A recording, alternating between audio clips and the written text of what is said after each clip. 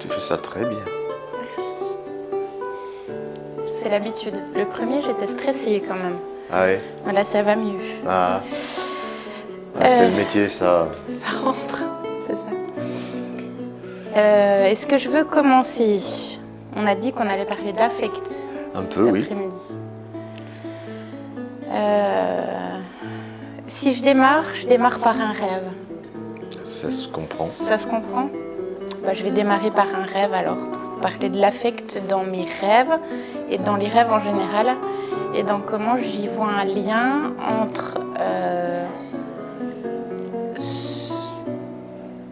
la libido, entre la représentation, le trou.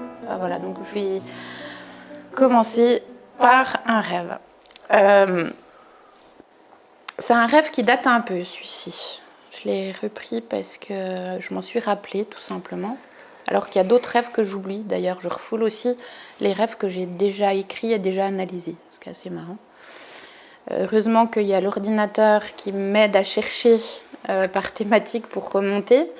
Et ça me fait dire que c'est pas étonnant que je rêve souvent d'ordinateur dans mes rêves.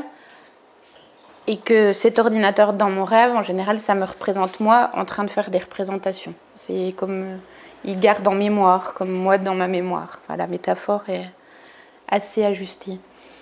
Alors, ce rêve. Je suis dans un hall d'immeuble et je croise un mec qui est assis, tout pouilleux, un peu fébrile. Et ce mec, il a la tête d'Hannibal Lecter.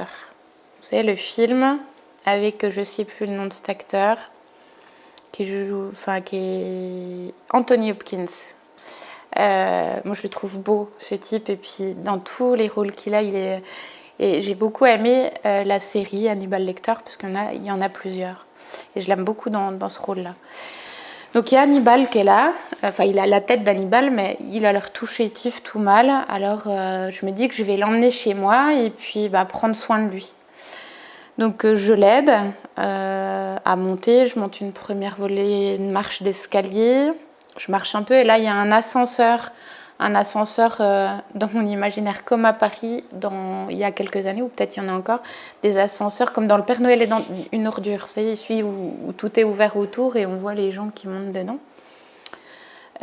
Donc on prend l'ascenseur, on arrive dans mon appartement, où je le fais s'asseoir tranquillement.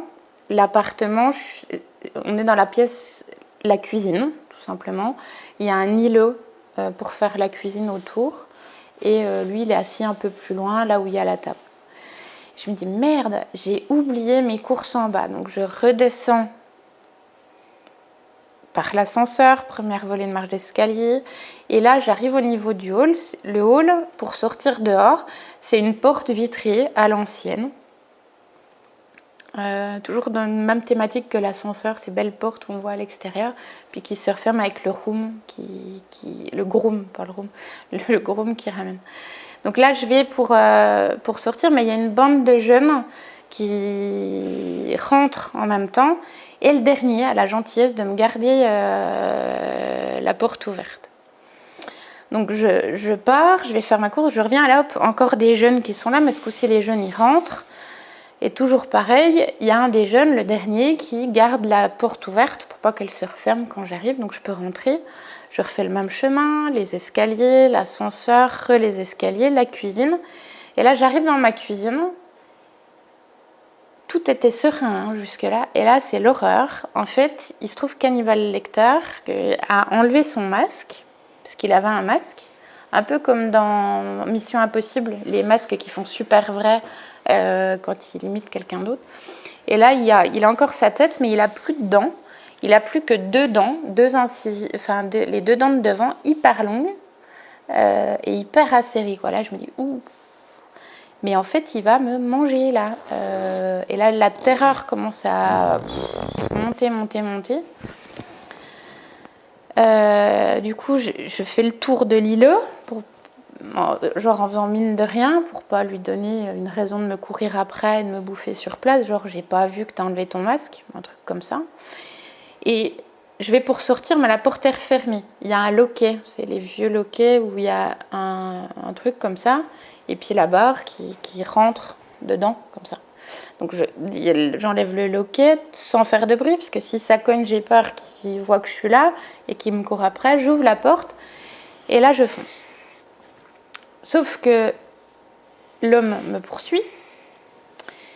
Et là, je ne sais pas comment. Je ne sais pas si je prends l'ascenseur, je ne sais pas si je descends les marches d'escalier. Mais toujours est-il que j'arrive en bas, dans le hall. Et là, je vois l'homme qui partage ma couche et ma fille. Il se trouve que c'est le père et fille, du coup. Parce que c'est le père à ma fille. Et là, je m'arrête, je me dis, oh mon Dieu, mais il va les tuer aussi, en fait. Il va les bouffer. Et là, Hannibal, il se retrouve entre eux et moi. Je ne sais pas comment il est arrivé là, mais il est là, donc il risque de les atteindre avant moi. Et là, je sais que mon mec, il va se battre, parce que, voilà, enfin, j'ai confiance. Et en même temps, je remonte à la cuisine, je prends un ciseau en argent, avec le gros ciseau qui est grand comme ça. Je prends le ciseau, et là, je redescends en trombe, et au moment où Hannibal fait un pas pour aller vers mon mec et ma fille, je lui tranche la gorge, mais vraiment à la manière de Black Widow dans Avenger, quoi. C'est genre super souple. J'y vais et clac, il tombe. Là-dessus, on sort par l'immeuble, on s'en va. Et on va pour prendre une voiture. Il y a quelqu'un, mais je ne sais plus qui c'est. Par souci d'anonymat, j'avais mis qu'une lettre quand je l'ai écrit. Je ne sais plus qui c'était qui était là. Qui nous attend, qui nous remet les clés de la voiture. Il y a la voiture et dans le coffre de la voiture, il y a des packs de lait. Donc je range des packs de lait bien comme il faut, des packs de soupe aussi à côté. On prend la voiture, on s'en va et je m'en vais. Et je me réveille. Donc je vous rappelle sur comment l'analyse vient permettre de changer la torsion et je vais passer à l'analyse pour voir qui est quoi au milieu de ce rêve. Donc c'est un rêve que j'anime moi, déjà, ça a son importance. Alors, je vais commencer par la différence de potentiel que je ressens dans ce rêve. C'est-à-dire qu'au début, c'est plutôt tranquille et plutôt hyper agréable de me dire que je vais remonter ce mec en haut chez moi. Je vais en prendre soin. Et je suis plutôt dans quelque chose de l'ordre du méga agréable. Donc j'arrive, je le pose, je redescends, et il y a un moment donné, ça switch, et ça passe dans de l'horreur, dans un truc où je me réveille, je suis mal, quoi. Enfin, il y a un truc vraiment angoissant, puis je crains pour ma vie, et quand je me réveille, vraiment, c'est ces réveils où je me mets assise dans le lit, et je suis contente de me réveiller. Cette différence de potentiel, elle est énorme. Et du coup, pour moi, elle met en représentation l'importance. Elle met encore, parce qu'il y a l'affect de je suis bien qui est déjà énorme, il y a l'affect de je suis mal qui est énorme. Mais ce différentiel-là, il remet encore plus de volume à ce que je tente de représenter dans ce rêve-là. C'est un truc qui me prend tout entière. Alors, qu'est-ce que j'essaie de représenter qui prend autant de place au niveau de l'affectif ? Tout simplement le plaisir que je remonte à emmener ce vieux qui pourrait être mon père dans ma cuisine, c'est tout simplement mon père, une représentation de mon père que j'emmène et surtout une représentation d'acte sexuel, de mettre là pour le coup mon père tout entier dans mon ventre, mais c'est la question de la pénétration tout simplement. Et du coup, c'est super cool. Parce que là, je suis toute seule avec, il n'y a pas mon mec, il n'y a pas ma fille, on est que les deux, c'est chouette. Et c'est aussi l'idée, il y a ça, mais il y a aussi l'idée que je re-rentre dans le ventre de ma mère. Parce que quand je reviens de course, en bas, la porte, elle est fermée. C'est des jeunes qui sortent, qui me gardent la porte ouverte pour remonter. Et j'entends aussi ce passage-là comme une remontée dans le ventre de ma mère par l'ascenseur qui, du coup, par son mouvement, me rappelle aussi assez bien la question d'un rapport sexuel. En tout cas, en tant que le corps monte et descend tout entier dans cet immeuble qui représente aussi ma mère. Donc, ça rejoint les états superposés qu'on évoquait hier et surtout hier, une des interprétations n'empêche pas l'autre. Donc ça, c'est cool aussi. Mais en même temps, quand je remonte, il y a l'idée des jeunes. Les jeunes, ils rentrent, ils sortent. En fait, je ne suis pas sûre qu'ils rentrent quand moi je sors. C'est plutôt, il n'y a que eux qui rentrent. Il n'y a pas l'épisode où ils sortent, je pense. Et du coup, le basculement, le pivot de l'horreur, c'est quand je vois ces deux dents, là, devant, qui poussent. Où je me dis, waouh, là, c'est là où... Alors, c'est là qu'il va me bouffer. C'est la première chose qui vient. C'est même pas qu'il va me tuer, il va me tuer, mais il va me manger aussi. Il y a l'idée de me manger complètement.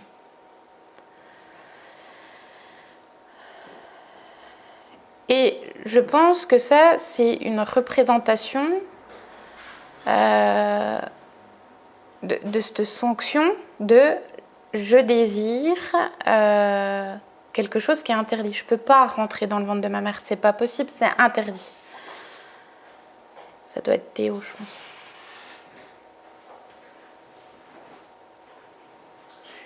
Ouais, merci. Et du coup, la représentation qui me met vraiment dans des états vraiment pas possibles cette nuit-là, c'est tout simplement ce désir pour mes parents, les deux, et la sanction qui s'ensuit. C'est-à-dire que je pourrais être complètement bouffée par cette représentation de mon père qui est moi-même en fait, tout simplement. C'est un avatar de moi, c'est moi qui l'anime. C'est ma censure, c'est mon garde-fou qui dit « Ah non, tu n'as pas le droit de ça ». Donc ce rêve, pour moi, il vient représenter... Salut, installe-toi. Bonjour.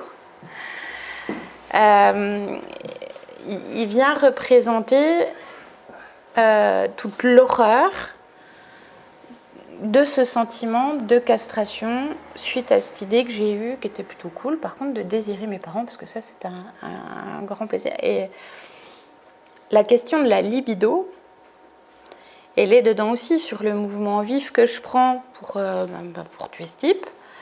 Ça montre aussi comment la découpe s'est faite. Et c'est un gros morceau, quoi. C'est pas étonnant que je le refoule en permanence.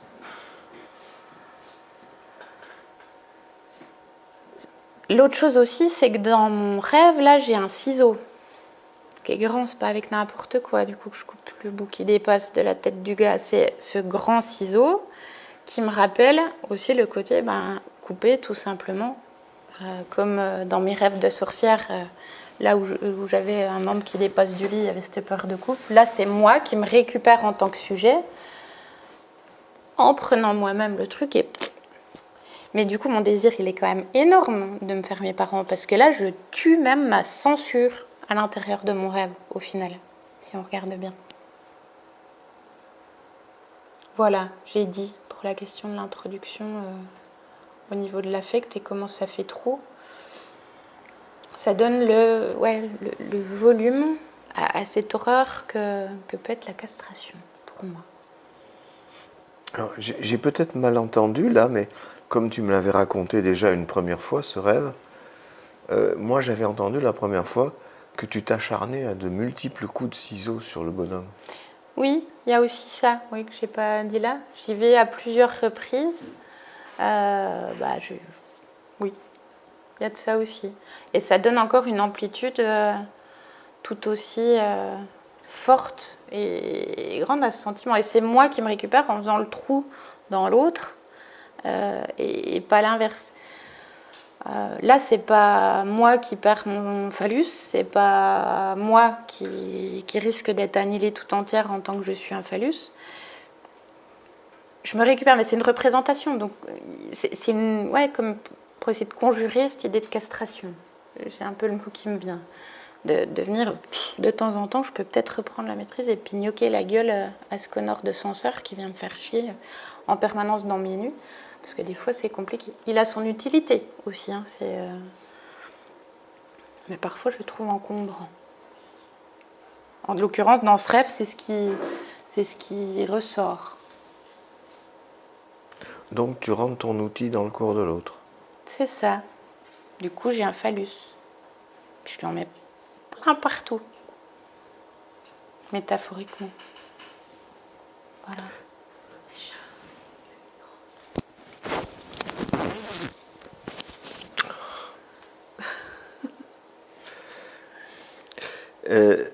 Est-ce que tu vois une correspondance entre le ciseau et les dents du monsieur?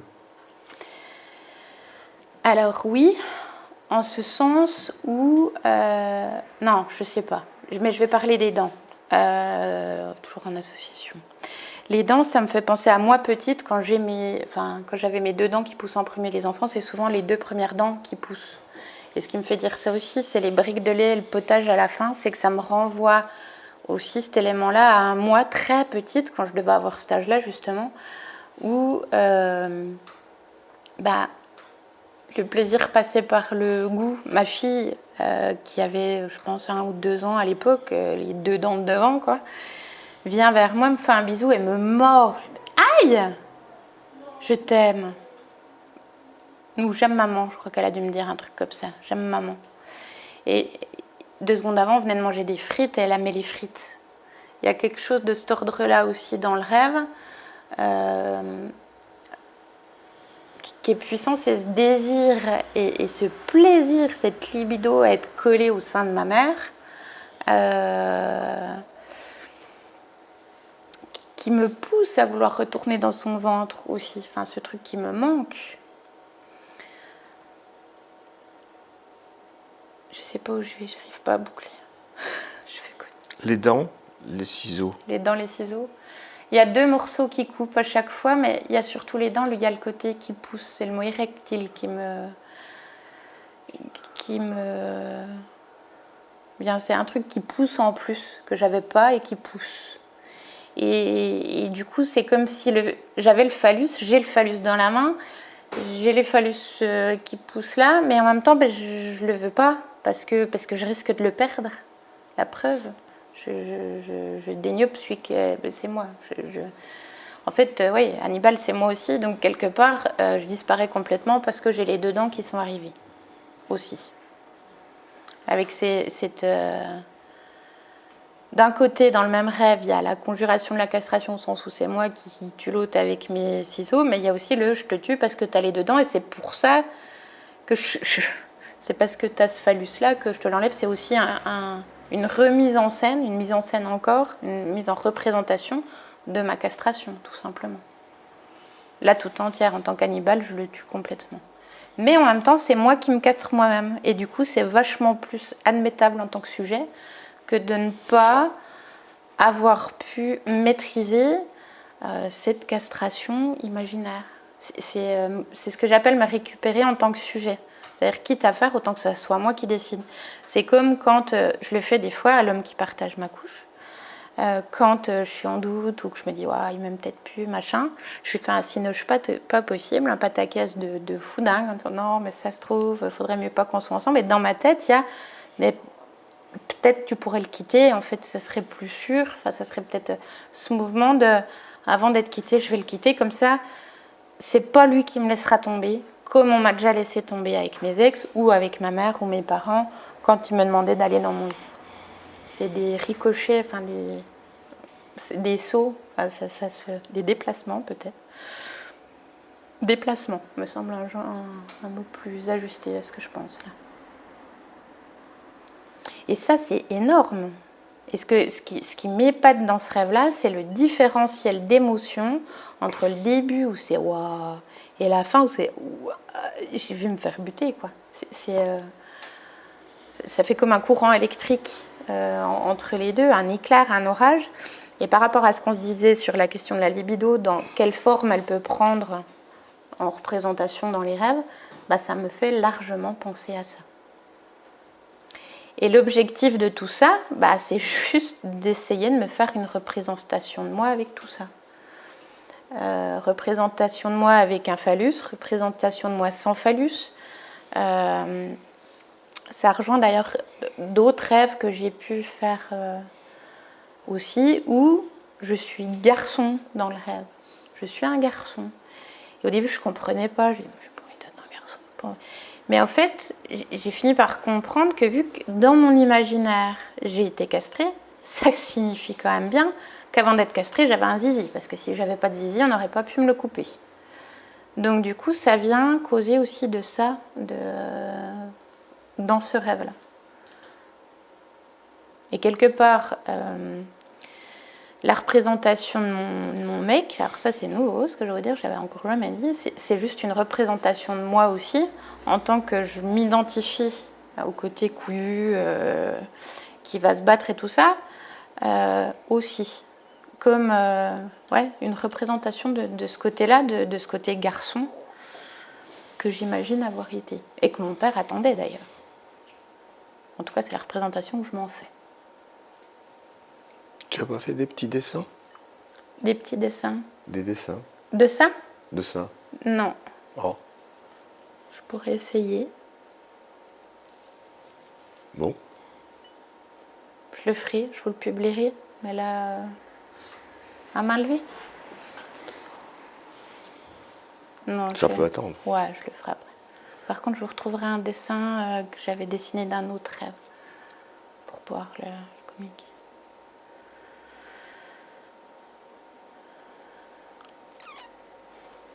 Tu as dit? J'ai dit. Elle a dit. Je dois dire? Je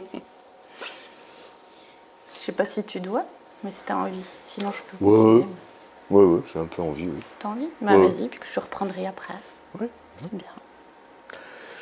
Bon, alors je vais encore une fois reprendre le fil. Excusez-moi pour les répétitions, mais j'en ai besoin moi-même pour voir comment on se raccroche au fil de départ, qui était donc, je le rappelle, exclusion du sujet de la science et de la psychanalyse, et particulièrement chez Lacan, et le sujet qui se réintroduit lui-même par des représentations de lui-même dans les rêves. Ce qui indique que, contrairement à ce que dit Lacan, que le sujet est une production du langage, ce qu'on est obligé de constater par la pratique, c'est que le sujet, lui, il veut produire le langage. Et il le produit, effectivement. Il produit des représentations, puisqu'il se représente en tant que producteur de représentations. Et dans ton rêve, on l'entend bien, où pour faire des représentations, il faut faire du trou, il faut, avec un ciseau, découper la rondelle autour, dans une feuille de papier, jusqu'à ce que ça se recoupe. Oui, voilà. Je remonte un peu plus haut. Oui, c'est beaucoup plus haut. Ouais. Hop. Voilà. Voilà. Donc, ce que tu es en train de faire remarquablement dans ton rêve avec ta paire de ciseaux. Ça découpe en rond jusqu'à ce que ça recoupe, ce qui fait tomber une rondelle, qui est une représentation. Comme tu l'as dit, une représentation de moi avec et une représentation de moi sans le phallus, sachant que l'une, c'est la représentation, enfin non, les deux sont des représentations latentes. Va un peu plus loin. Voilà, non, plus là, là. Oui, tiens, c'était pas mal, pour nous rappeler ce que ton rêve vient de dire. Et un peu plus loin. Voilà, c'est-à-dire quand on retourne la rondelle du rêve manifeste, c'est-à-dire je tue Hannibal Lecter à coup de ciseau, eh bien la signification c'est je fabrique moi-même la castration pour avoir une représentation de moi-même. Me gourge, je résume. Je plus sois. Elle plus soi, très bien. Donc le signifié c'est la meurtre d'Hannibal Lecter, la signification c'est je me représente en train de fabriquer une image de moi avec la castration. Et donc l'affect, c'est-à-dire le trou, la quantité d'affect, c'est pour ça que je t'ai demandé d'en reparler, serait représentée par, au fond, le nombre de coups de ciseaux que tu lui envoies. Parce que ça dénote une rage folle, quoi. C'est ça la taille de l'affect. C'est pas un petit coup de ciseau juste pour voir s'il a mal. C'est vraiment tailladé dans l'art grave. Et ça, c'est important. C'est ce qui nous ramène à l'affect comme équivalent du symbolique. Parce que c'est grâce à cet affect de rage que tu donnes tes coups de ciseau et que les coups de ciseau produisent quoi? Une représentation. C'est la destruction qui construit une représentation. Comme dans le Fort Da, c'est la destruction de l'objet, la disparition de l'objet qui permet d'en construire une représentation. Elle permet de construire une représentation en ce sens où ça permet de garder l'image même quand l'objet n'est plus là. Voilà, c'est ça. C'est ça. Et donc c'est aussi la pulsion de mort de Freud, avais-je dit, au sens où c'est justement pas une pulsion de pure destruction, de pure mort, mais c'est vraiment à des fins de construire une représentation. Donc c'est pas une destruction gratuite, c'est une destruction à effet de naissance du sujet. Wolo. Je peux poursuivre avec un rêve personnel, histoire que vous preniez la distance d'une représentation avec une autre représentation pour piger la structure qu'il y a derrière. Alors c'est un rêve où je viens de me brouiller avec mon ami Georges, on va dire.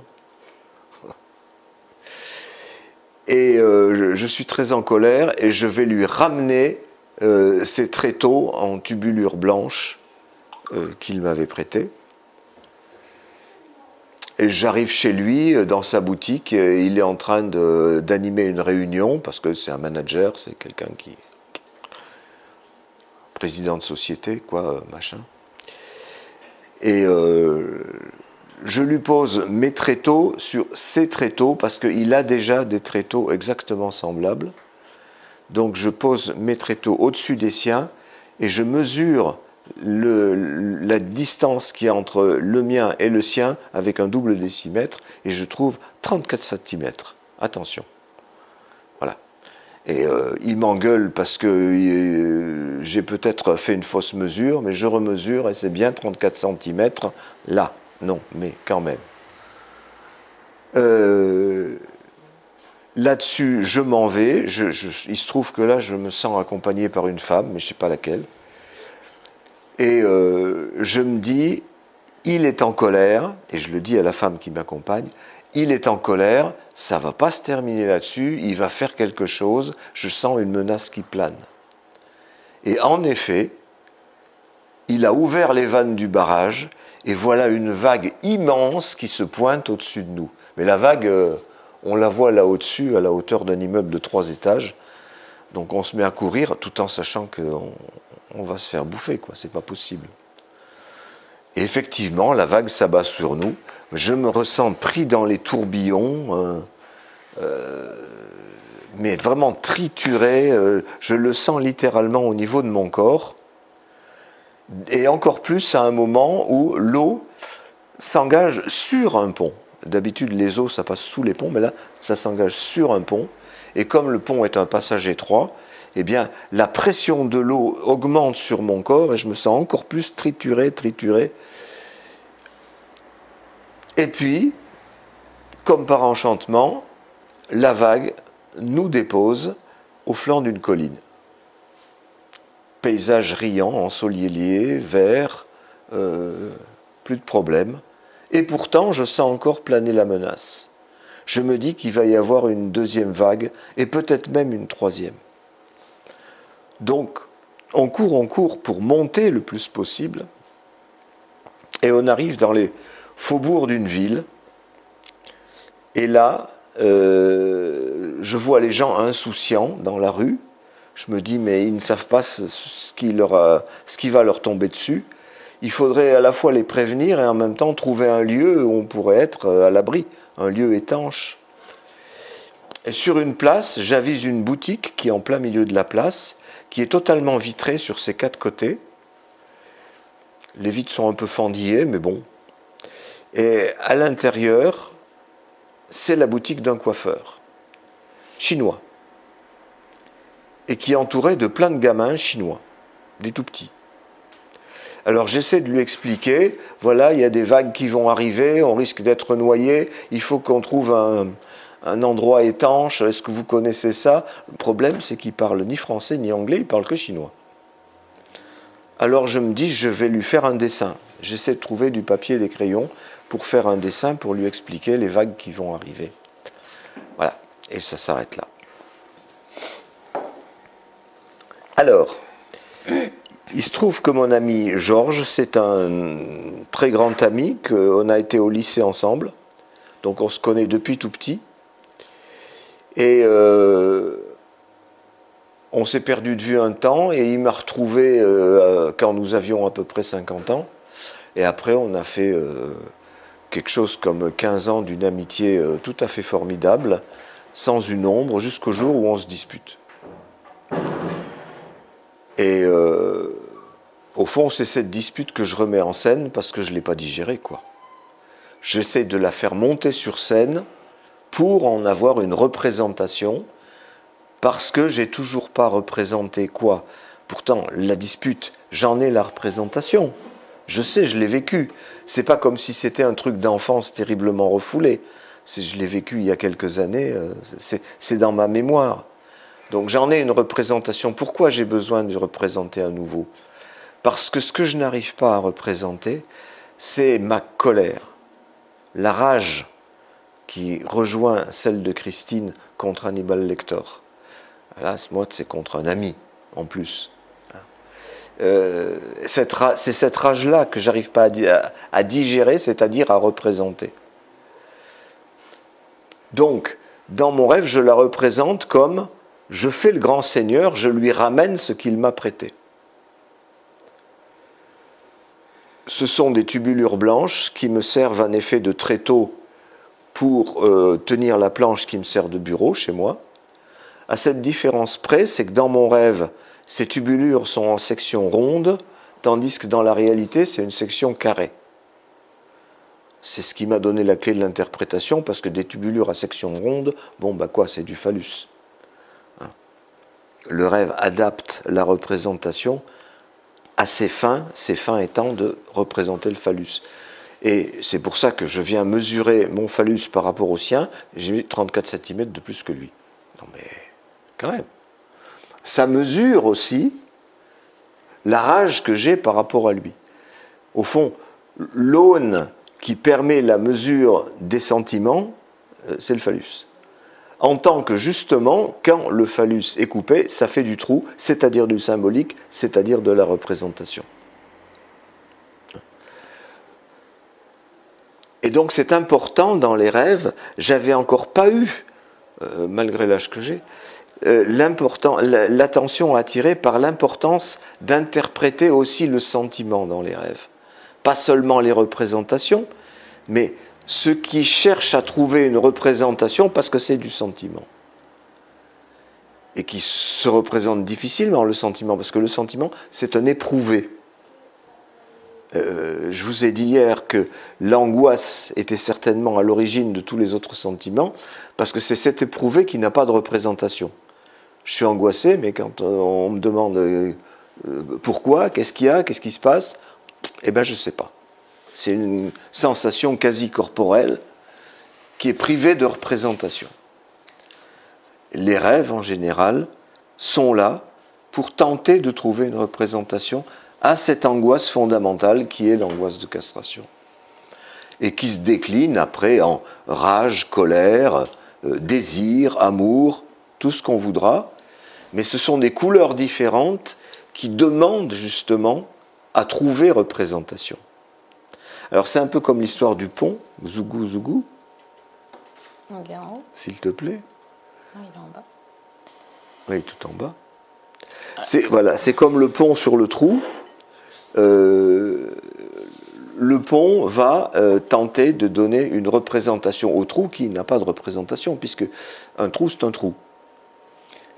Mais un trou cherche à se faire représenter par ses bords. Le pont étant une forme de bord.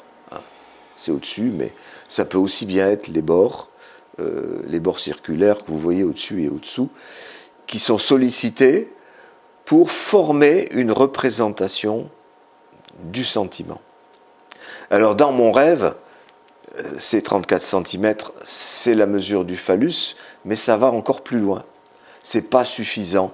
Je sens encore la menace, cette menace. Je dis le mot menace dans mon rêve, mais c'est une façon de parler de l'angoisse, toujours la même chose.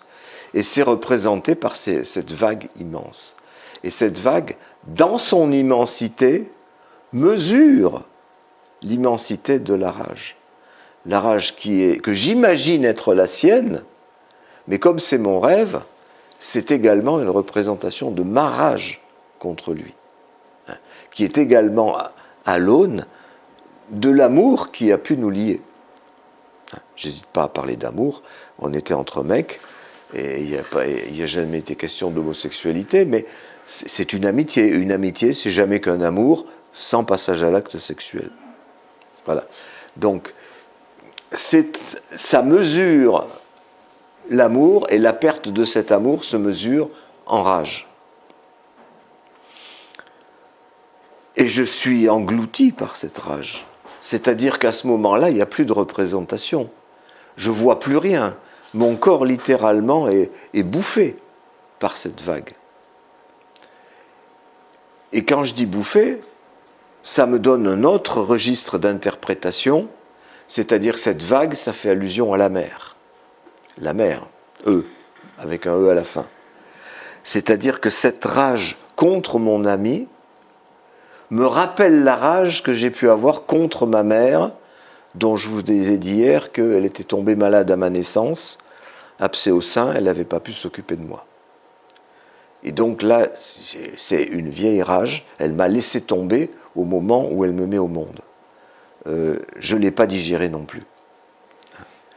Et en fait, dans le rêve, j'ai l'imagination qu'il va y avoir 3 vagues, et j'ai tout de suite ramené ça à 3 moments où ma mère m'a laissé tomber, c'est-à-dire à ma naissance, ensuite à l'âge de 5 ans, quand je suis allé à l'école et que je suis devenu moins intéressant pour elle, c'est-à-dire je pouvais moins être sa marionnette, qu'on habille, qu'on fait dire ce qu'on veut, qu'on joue avec,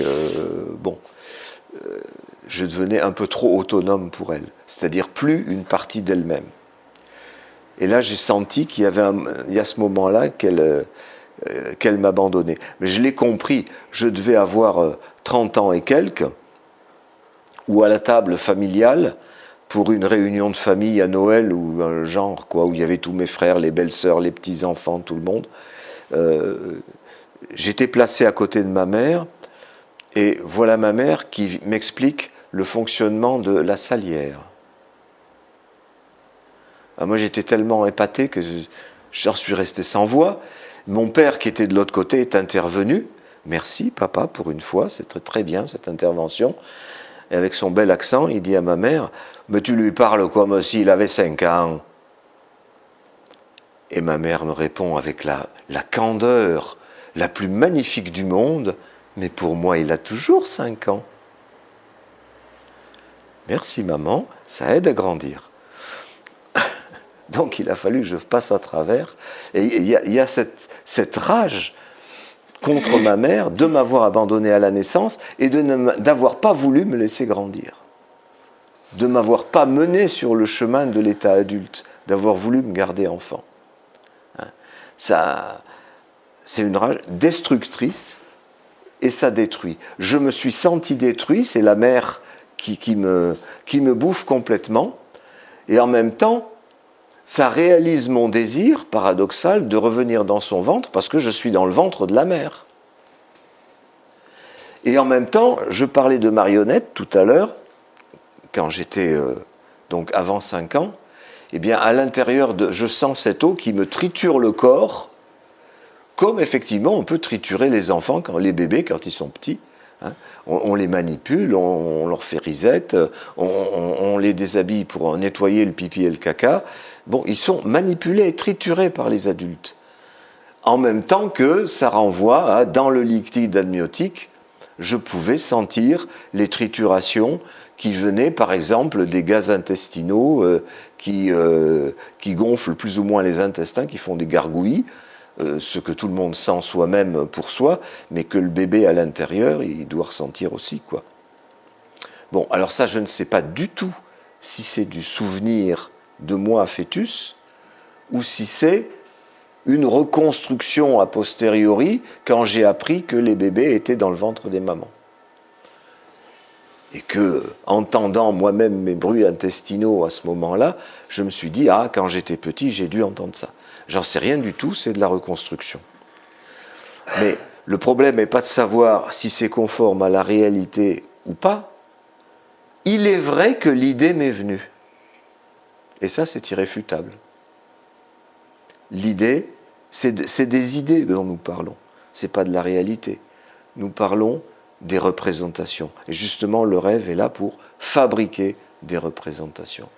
Des représentations de ce qui me manque, comme on disait hier, et bien notamment des représentations de mon origine avec le sentiment. Il ne suffit pas d'avoir la représentation de soi dans le ventre de la mère, mais aussi avec le sentiment que ça m'a fait. Même si c'est une reconstruction après coup. Et quand je passe sur le petit pont et où je sens les triturations encore plus fortes, la pression de l'eau contre mon corps plus forte, ben c'est une représentation de la naissance, où je pars avec le flot du liquide amniotique. D'ailleurs, j'ai oublié de vous dire qu'à ce moment-là, dans le rêve, ben c'est plutôt agréable comme sensation. Comme, je dirais presque, comme quand on fait l'amour, ben on est en train de triturer le corps de l'autre et de se faire triturer par son corps. C'est quelque chose comme un plaisir sexuel. Et il est vrai qu'à ce moment-là, je suis en train de passer dans le vagin de ma mère. Je suis donc tout entier un phallus en train de passer dans le vagin de ma mère. Un phallus, ça éprouve du plaisir. Voilà. Il n'empêche que ça ne détruit pas. Alors ça, c'est l'autre affect, c'est l'autre versant de l'affect agréable. Tandis que l'affect de rage est toujours là, c'est-à-dire toujours le sentiment d'une menace.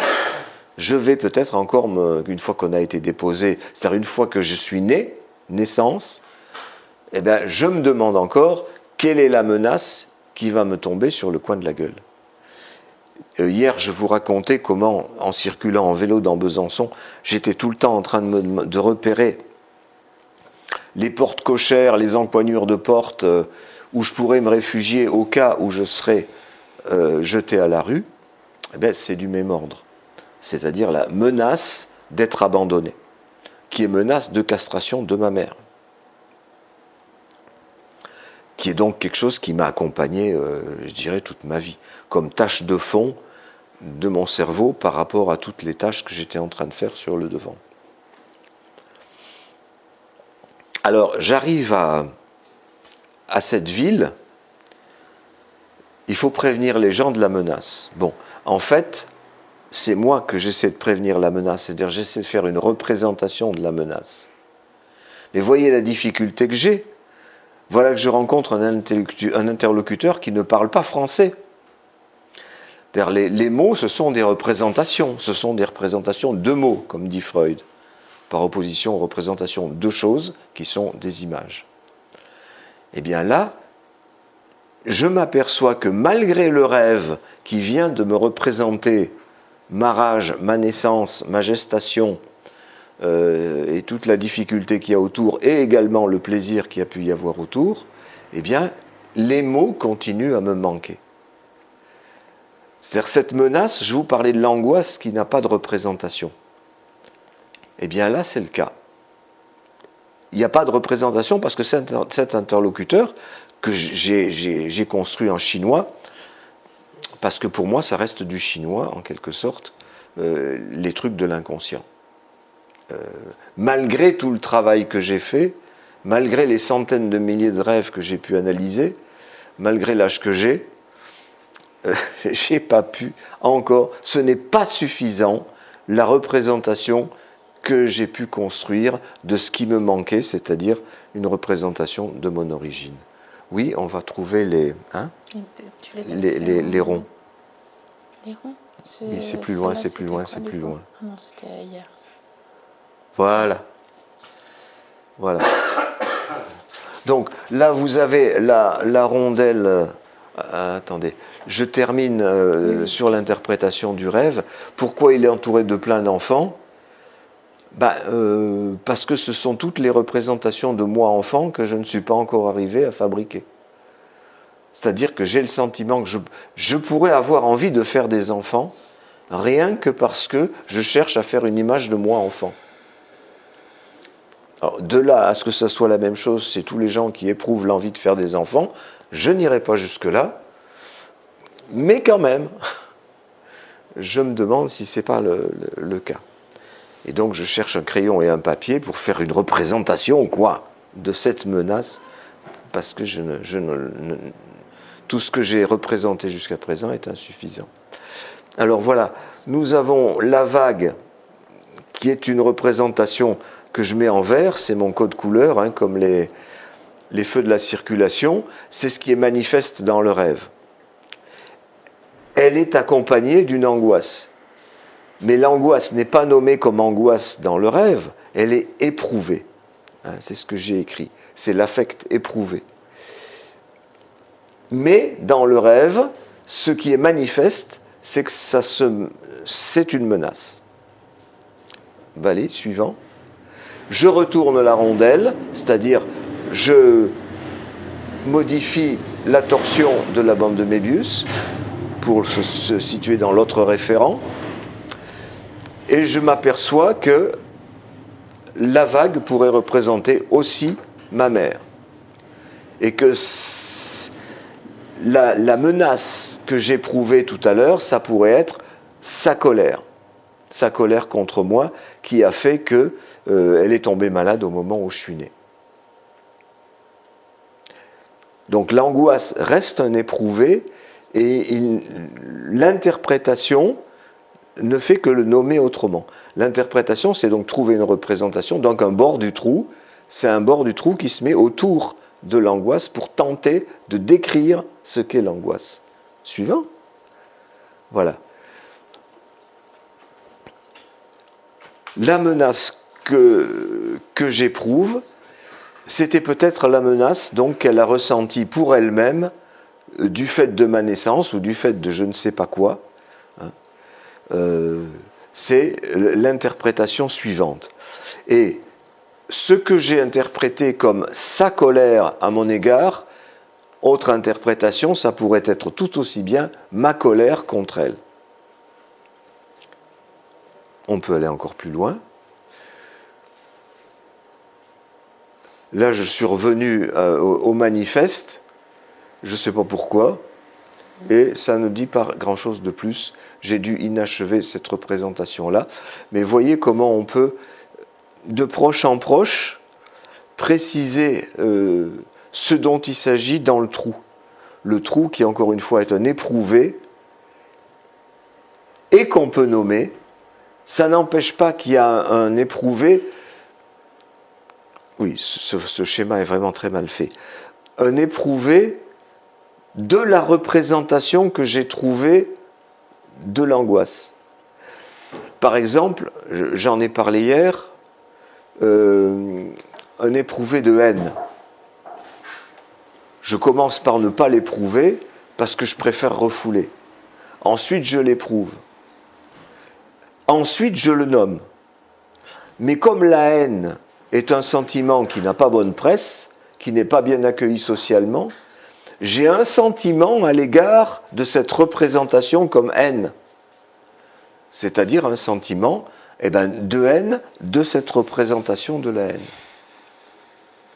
D'où il faut trouver à nouveau une représentation pour ce sentiment que m'a occasionné la représentation du sentiment. Et on peut continuer à l'infini. Le problème n'est pas de trouver la représentation dernière, mais d'être suffisamment attentif pour entendre le message qui est envoyé par l'inconscient. Au fond, dans mon rêve, quelque part, je suis aussi le chinois qui ne comprend rien au message que j'essaie de lui transmettre parce qu'on n'a pas la même langue. Comment ? C'est aussi une question que je me posais. Et si toi, tu étais aussi ce copain avec les 34 cm en fait, que dans un rêve, il y a un échange avec soi-même, en fait, avec son inconscient. Et du coup, je me posais la question, et si tu étais aussi, et si c'était toi, en fait, c'était un discours avec toi-même, le copain avec les 34 cm, en fait. Tous les rêves sont comme ça. Puisque c'est moi le metteur en scène du rêve. Oui. C'est moi qui anime tous les personnages du rêve comme des marionnettes. Donc je lui confie le rôle qui me convient. Mais en même temps, ça s'appuie sur la réalité de mon rapport à lui. Mais il est vrai que dans mon rêve, ce n'est que la représentation que j'ai de lui. Mais à ce Ça ne veut pas dire que c'est l'interpréter forcément moi, mais c'est la représentation que j'ai dans moi de lui. D'accord. Et c'est tout à fait symétrique. Hein. C'est effectivement comme en miroir. En miroir, on se mesure, comme dans un combat de coq, ou comme dans le rêve que j'ai raconté ce matin, où c'était véritablement un combat avec un autre mec. Hein. Et ce dont il s'agit dans un combat, c'est bien de savoir qui c'est qui est la plus grosse.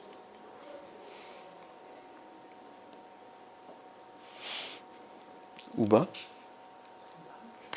Je dis Ouba parce que le marsupilami, il a une queue de 8 mètres de long quand même. Ah, bravo, il en a de la chance. Bah, ça lui sert beaucoup. Hein. Ouais, il paraît. Par rapport à ce que tu viens de dire, moi je plus sois, enfin par rapport à ta question, je plus sois ce que tu viens de dire, Richard, sur cette idée que à l'intérieur de mes rêves, c'est moi qui mets en scène. Du coup, je mets en scène les représentations que je me fais moi-même ou que je me suis faites pour aller satisfaire aussi simplement la question du plaisir, parce que j'ai certains rêves, ça vient aussi répondre à cette question-là. Je me fais plaisir aussi dans mes rêves, c'est pas toujours pour faire de la représentation. Enfin, c'est en fait du coup, mais il y a cette notion-là qui est quand même importante. Et moi, j'avais une question pour toi. C'est dans tes rêves, est-ce que tu aurais comme ça quelque chose qui vient sur la représentation d'un affect, mais de type plutôt amour ? Du coup, l'autre côté, parce que j'ai cherché moi, et là, j'en avais pas. Donc, je me dis que peut-être toi, t'en avais un. Oui, je pense, puisque c'est ce que j'ai dit à propos du moment où je suis trituré par la mer. Ben oui. Oui, c'est ça. Oui. Parce que c'est à la dimension de la vague. C'est-à-dire la dimension de la rage que j'éprouve à son égard, c'est à l'aune de l'amour que j'ai éprouvé pour elle, et qui est un amour sexuel. Hein, c'est le corps qui est trituré et le plaisir que j'éprouve à passer dans son vagin.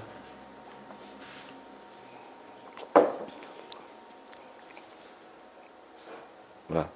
Parce que souvent on dit amour comme ça, parce que c'est plus romantique, ça passe mieux. Mais bon, c'est désir sexuel en fait, toujours. Il y a toujours de la libido dans tout amour, et comme je disais tout à l'heure, et même dans toute amitié. Je dois dire, d'ailleurs, c'est pas ma faute si je bafouille, c'est parce que... Il est tard. Voilà. Les tréteaux en question, en fait, je les avais achetés pour une amie chinoise, une amie amante, hein, qui a habité chez moi pendant un certain temps. Je les avais achetés parce qu'elle avait demandé, justement, elle avait récupéré une planche sur le trottoir et elle m'avait dit « Tu m'achètes des tréteaux, ça me fera un beau bureau. » Bon, d'accord, pas de problème. Et quand on a été séparés, très longtemps après, elle m'a téléphoné pour me dire « Est-ce que tu peux me ramener les tréteaux ?» qu'elle n'avait pas pris en partant, parce que j'en aurais besoin. Alors j'ai joué au grand seigneur, je lui ai ramené les tréteaux. Oui, je déplace ce qui s'est passé avec une femme je le déplace sur un homme. Mais en fait, c'est la même histoire d'amour.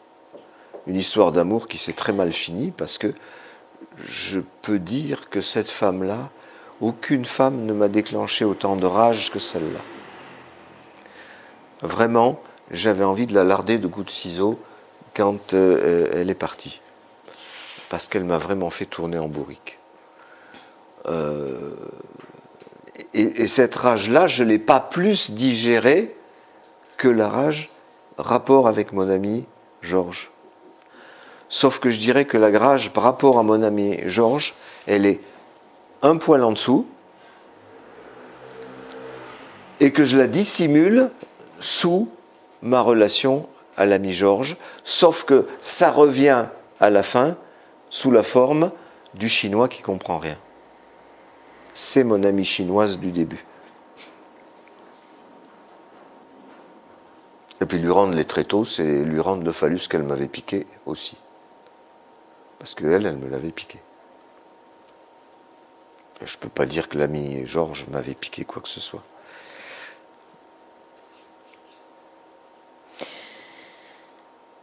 Du coup, ça me fait penser à un autre rêve, hormis si tu as des choses à continuer là-dessus. C'est un autre rêve, toujours en écho, je pense, à ce qu'on est en train de se dire. J'accompagne ma fille à l'école encore.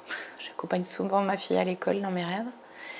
Et là, elle pose son vélo et elle se dirige vers une porte qui est en dessous d'un arbre bien feuillu. Et là, je la perds de vue. Moi, j'avais un vélo plutôt marron, puis elle a un vélo rouge. Et là, je rentre à la maison, je suis vachement inquiète, je cherche mon mec, il n'est pas là en plus, je retourne chercher ma fille, je ne la retrouve pas. Puis finalement, je les vois arriver les deux du chemin, ils arrivent à la maison tous les deux pour me rejoindre. Et là, je dis, tu aurais pu m'appeler, j'étais super inquiète quand même.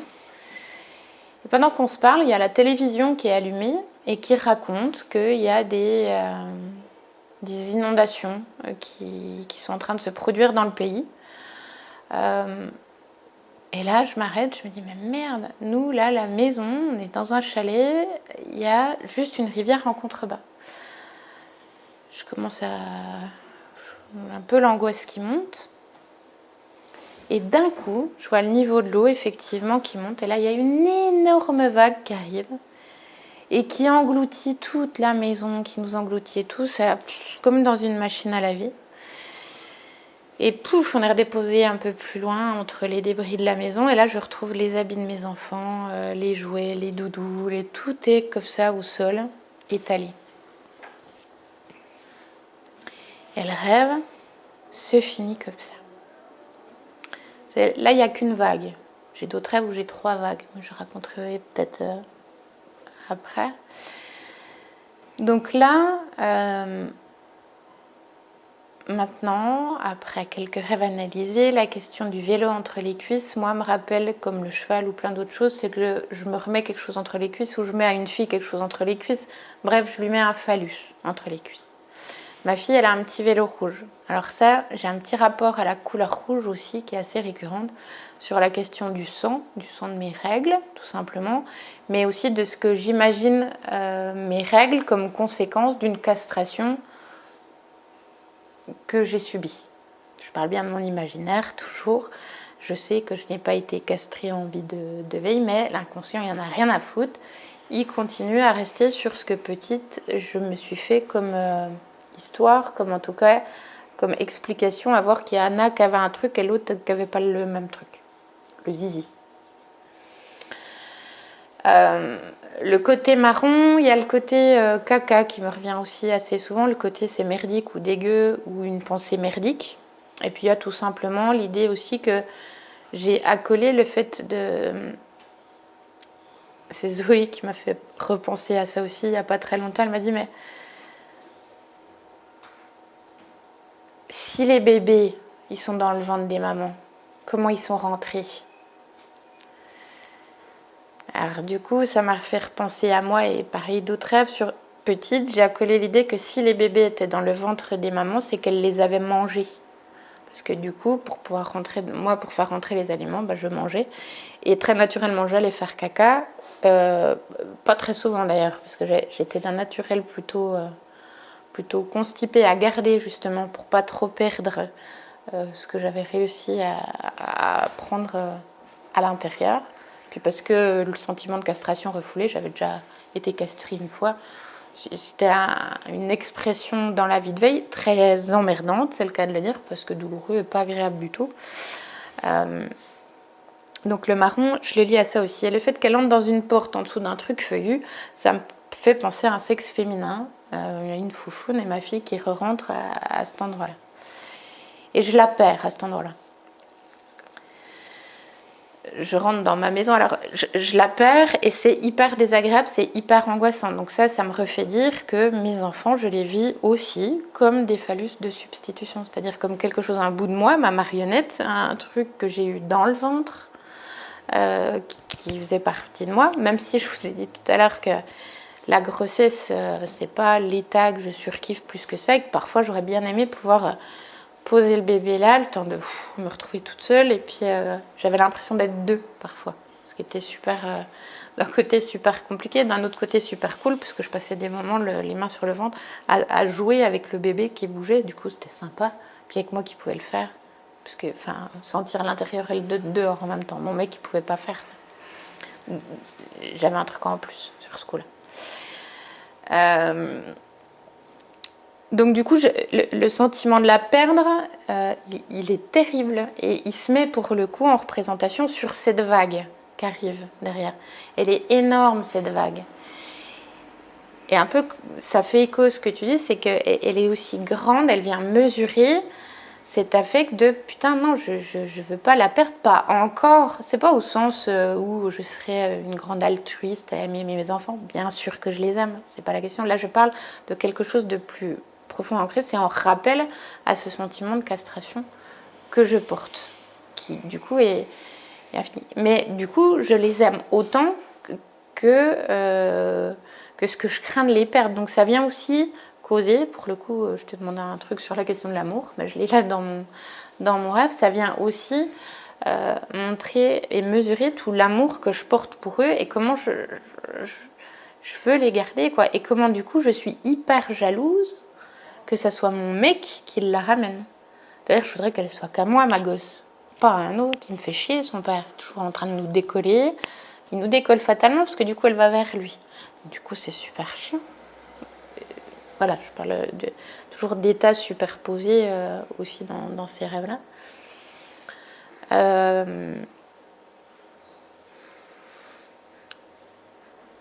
Et j'ai les doudous là qui me revenaient en tête, mais je vois pas bien quoi en dire. En fait, c'est tout étalé. Mais qu'est-ce qu'un doudou? C'est moi? Non. Si tu le dis. Non, quand j'étais à la maternité, pour être sûre que mes enfants aient un doudou, je mettais le doudou sous mon aisselle, pour qu'il y ait bien mon odeur, comme ça, et puis je le refilais après. Oui. Je filais un bout de moi à mes gosses pour être sûre de relier encore un bout de truc, parce qu'on venait d'être séparés. Donc même si j'avais envie d'être séparée, quand ils sont nés, j'y remettais quand même une couche de je remets un doudou pour être sûre que tu penses à moi quand je suis pas là. Sous couvert de je suis un peu assistante sociale quand même, donc j'ai appris que c'était important le lien à l'enfant, donc je l'ai fait parce que les livres l'avaient dit, évidemment, pas parce que ça m'arrangeait bien. Non, si, je l'ai fait aussi parce que ça m'arrangeait bien de pouvoir maîtriser l'odeur qui le fait kiffer. Puis c'est de me dire que mes gamins kiffent mon odeur, c'est aussi hyper cool. Et ce rêve, en tout cas, il fait vraiment écho à cette question de mesure de l'affect. Il me semble que c'est important aussi d'en prendre compte, de les prendre en compte dans l'analyse des rêves, parce que vraiment, ils donnent une 3D, en tout cas pour moi, une dimension encore supplémentaire à l'analyse. Et j'en suis parfois même surprise, parce qu'en vie de veille, je suis quelqu'un de plutôt posé et ça prend des proportions, des fois, dans les rêves qui sont impressionnantes.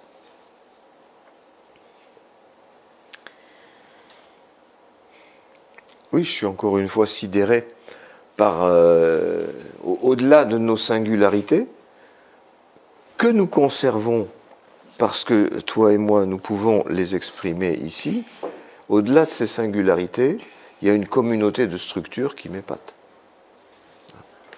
Là, c'est même plus qu'une communauté de structures, puisque la vague, quoi.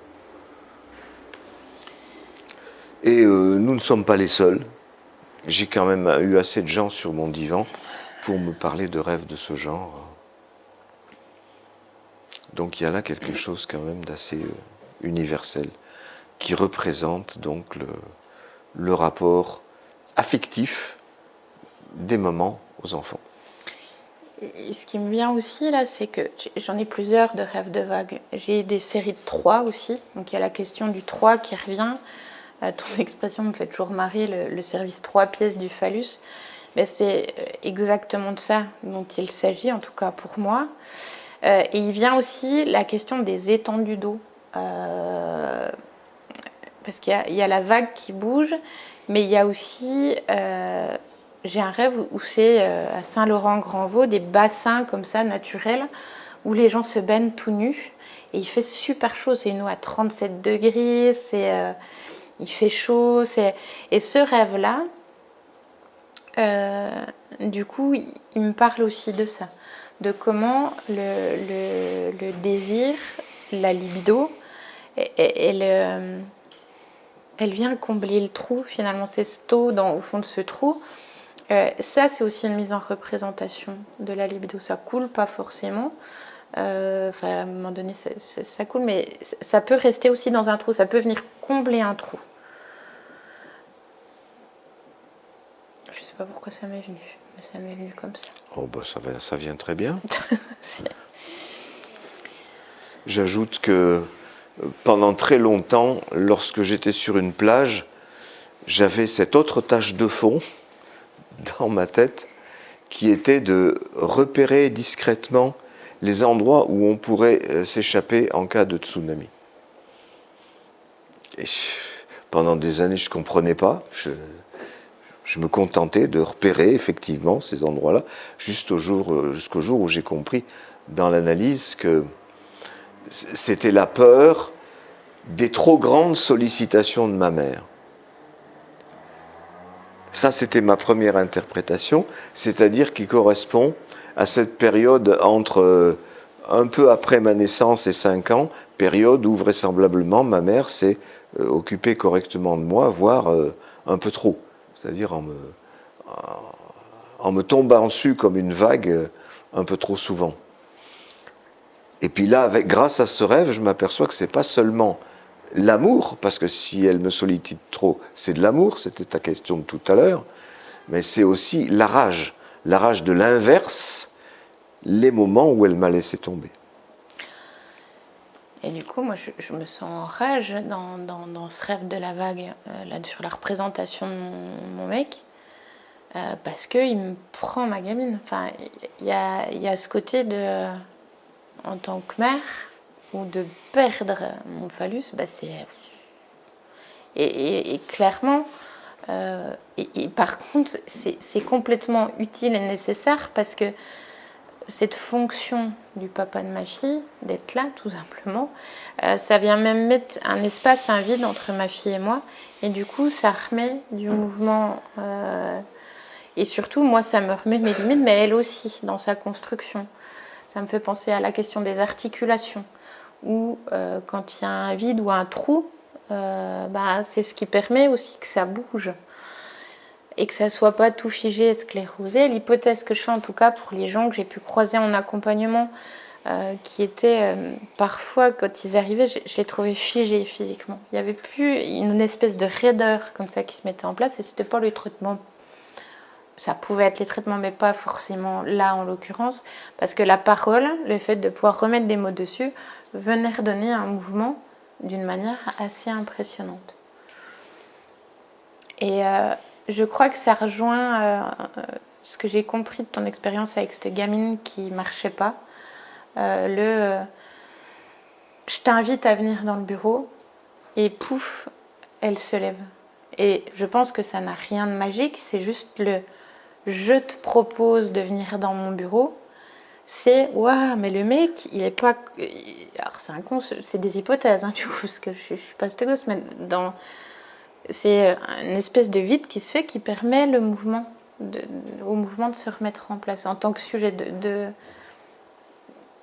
le fait de dire je, pour moi, ça permet à l'autre de peut-être accéder à son jeu à lui et du coup de remaîtriser son véhicule, sa voiture, ses jambes, et de ne pas être sous le joug du désir de l'autre, comme moi je pourrais garder ma fille sous mon joug parce que c'est trop kiffant, ça serait pas juste, enfin ça serait pas. Mais en même temps, je porte ce désir-là, et je pense que toute ma vie ça sera ça. Je pense que les mamans qui invitent encore souvent ou qui disent venez manger, il y a de ça, ce plaisir de se récupérer son petit qui vient manger. C'est de l'hypothèse que je fais là parce que. Mais en même temps, je peux parler de moi quand mes gamins viennent minauder ou. Moi, ça me fait plaisir, puis ça me fait du bien qu'ils viennent retraîner autour de moi et comme si je me les récupérais. Ça c'est sûr.